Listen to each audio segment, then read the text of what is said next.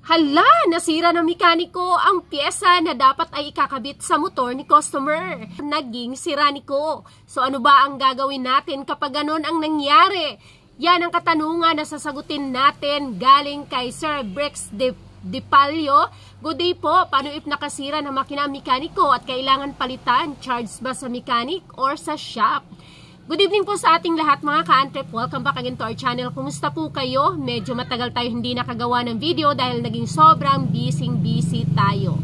So ayan, pag-uusapan natin ngayon, ano nga ba ang dapat gawin kapag ganon ang nangyari? So ayan mga ka-antrep, kagaya nga po ng mga laging nangyayari sa araw-araw nating pamumuhay na pwede tayong magkamali at hindi ligtas dyan ang mga mekaniko sa mga kanilang mga ginagawa. Tao lang din, medyo nagkakamali or pwedeng magkamali.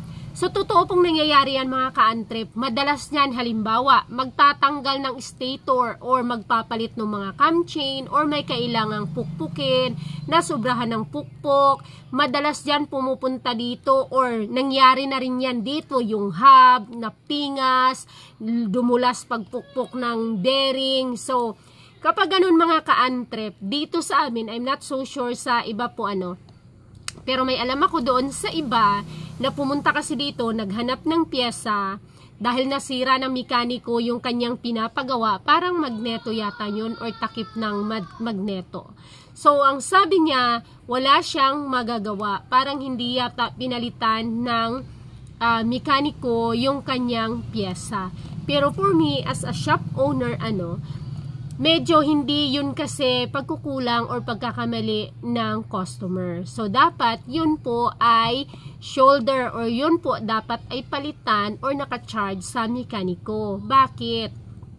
Hindi po kasi yun pwedeng i-charge ng customer or hindi pwedeng i-shoulder ng shop dahil mayroong tendency na pwede pong baka mamihasa si mekaniko, magiging careless na lang sila sa trabaho nila dahil aasa sila or maging kumpiyansa sila dahil hindi naman maging charge sa kanila. Ang dating nun ay magiging okay lang yan, walang problema yan, kahit wara-wara naman yan, charge naman yan sa shop. Si shop owner naman ang papalit niyan, hindi ako. So, hindi natin sila pwedeng i-shoulder kasi hindi sila maging, kung baga, yung actions nila ay dapat sila yung cargo nila, yung actions nila doon sa mga ginagawa nila. Kaya dapat sila mismo ang mag-iingat. Pero may mga pagkakataon na mga small problem lang naman. At matik yan, pinapalitan talaga nila. Sila talaga mag-shoulder niyan. Halimbawa, interior, sa halip na ipakabit, naipit ng sikwat, na butas, papalitan nila yon. Pero kapag dito sa amin, halimbawa, si DI, naputok ni mekaniko, pag testing niya, yung kalahati ng presyo ang china-charge ko lang sa kanila.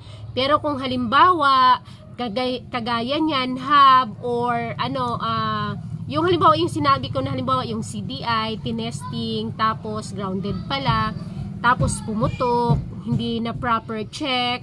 So, kinakalahati ko yan. Kalahati kami. Depende sa item. Pero kapag halimbawa, pinapaayos lang ng mekaniko, halimbawa, yung hub niya, pagpukpok na pingas, nasira, charge yun kay mekaniko. Pero kapag yung may mga kinalaman sa testing or halimbawa yan sa interior, sumabit or naipit, depende sa sitwasyon, pwedeng charge kay mekaniko. Madalas naman hati lang yung china-charge ko. So may mga ganong pagkakataon kasi hindi rin talaga maiwasan minsan dahil nga tao lang tayo, minsan nagkakamali. Minsan ay sumasablay. Kadalasan kasi yan niya halimbawa sa pagpukpok, sa pagtanggal. Pero kung mga maliliit-liit lang na bagay, halimbawa kable, nasira ni mekaniko, naputol, ay matik yan charge sa kanya. Yung mga ganun lang na mga basic kasi, tapos nasira pa without proper handling, without proper care, or yung yung kamadalian, ganun. So, charge sa kanila yun. Pero kapag malalaki yung halaga, tapos nangyari siya because of testing or ginagawa ng paraan, hinahanapan ng paraan, yung problema ng customer sa kanyang motor, usually or minsan nakikihati ako pag medyo malaki yung amount nung kailangang palitan.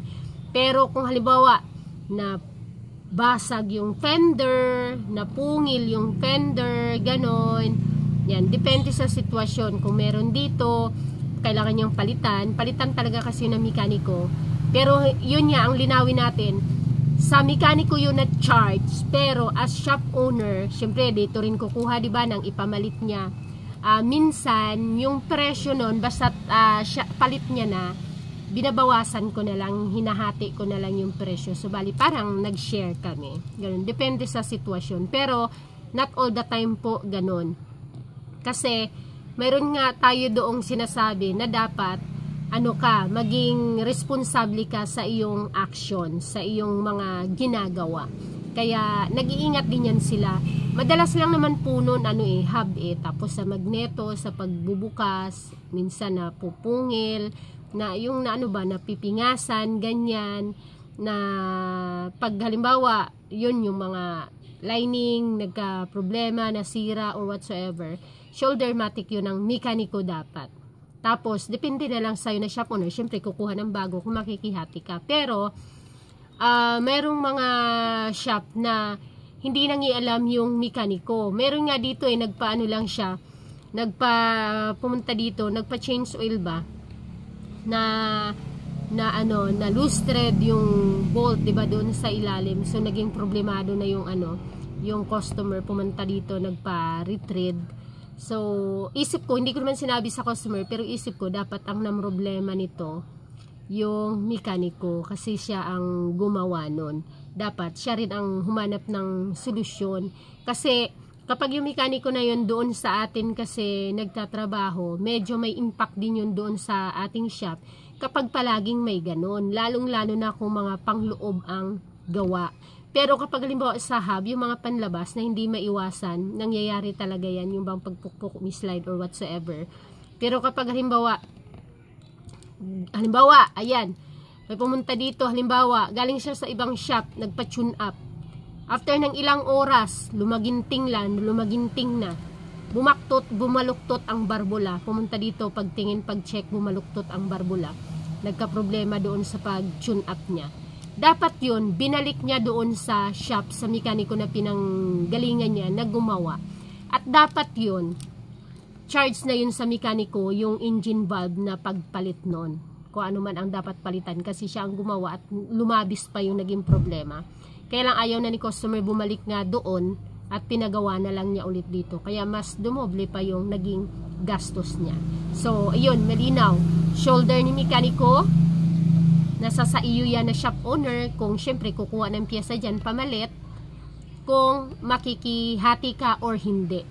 Kasi kapag tendency rin na ganun, baka maging careless na rin sila sa mga ginagawa nila, sa pagtrabaho nila. Para din yang sa mga tools, halimbawa, na kapag hindi i-charge sa kanila yung nawawalang mga gamit, ay okay lang sa kanila na kahit pakalat-kalat at hindi sila maging masinop doon sa mga gamit, kasi papalitan lang din yan kaagad ni shop owner.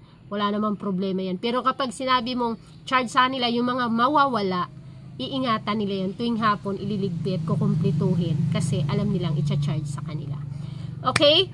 So, yun lang, at sana po tayo ay may nabigay na konting contribution doon sa tinatanong na isa nating ka-antrep. At ayan, for more videos, please don't forget to hit the like at subscribe po kayo dito sa ating channel. At tulungan nyo po akong ma-hit ang 100,000 subscribers this 2024.